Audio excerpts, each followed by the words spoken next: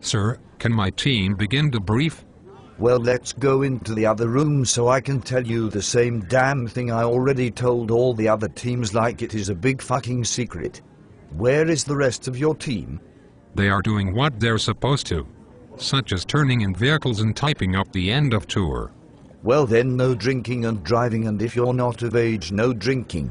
You are not on standby, but you are expected to answer your phone and will be ridiculed if you don't. I will expect you at physical training tomorrow morning at dark 30, even though none of your upper leadership or command section will be there.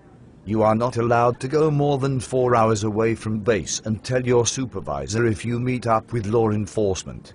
I am planning on going skiing tomorrow after physical training, so I will be in the mountains and more than likely will not have service if my phone rings. Well, you are expected to answer your phone or you will be considered a non-contactable. Sir, I do not remember signing anything in my enlisted contract stating that I have to answer my phone that the Air Force does not pay for. Plus, taking my phone in the mountains kills the battery cause of the cold and the constant roaming. I have told my supervisor where I am going and have marked it down on the brake safety sheet. Well, there could be a recall this break, and we need 100% accountability.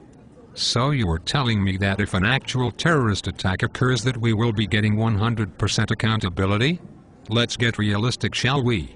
Is it that important that I show up because the rest of security forces could not take care of the problem, but I will be the determining factor?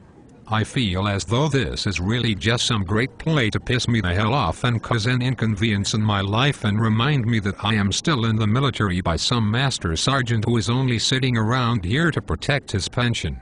I don't need to be reminded that I am still in the military. I am pretty sure I know that every day I come to work and the Guinness flies off the handle cause someone wrecked a government vehicle at another base in a completely different state in a different time zone. Well, you will have to speak with the Pentagon for your alibi for not showing up to this recall, and then you will be criticized by all the overpaid back office leadership and looked upon as a dirtbag. So being one of the best, most knowledgeable, and experienced troops in this squadron has no effect. How dare someone who has parked their ass at this base to ride out the rest of their enlistment until retirement judge me on my values, character, and integrity? Well, that's what is going to happen. You are an airman 24/7. And you collect a paycheck, don't you? Yes, and I also pay taxes. You don't want the troops to have an opinion, then don't give them the leverage that they pay Master Sergeant Dipshit's paycheck to. You are dismissed, but not to go home. The entire flight is going to sit up here till 4:30 just so I can give off a good image that my flight is motivated. And in case of the event that someone higher ranking's penis just happens to fall into my open mouth. Can we grab something to eat? No one on flight has eaten anything all day except yourself, sir.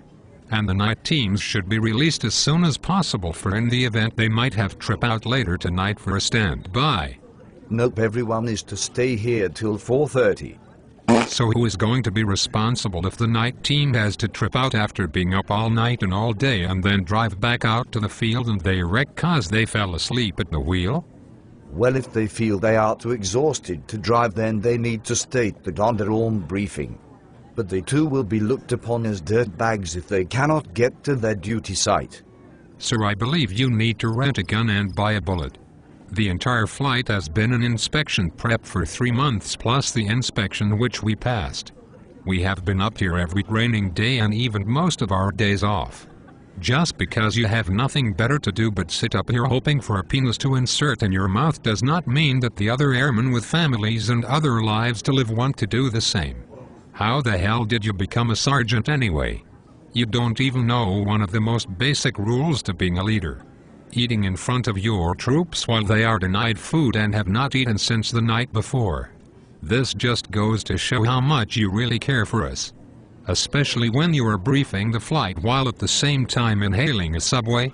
Even the cavalry knew to take care of their horses before themselves. If we were in a combat situation, the flight would have pulled a mutiny and disbanded you from the unit due to your high maintenance food intake just to save ourselves.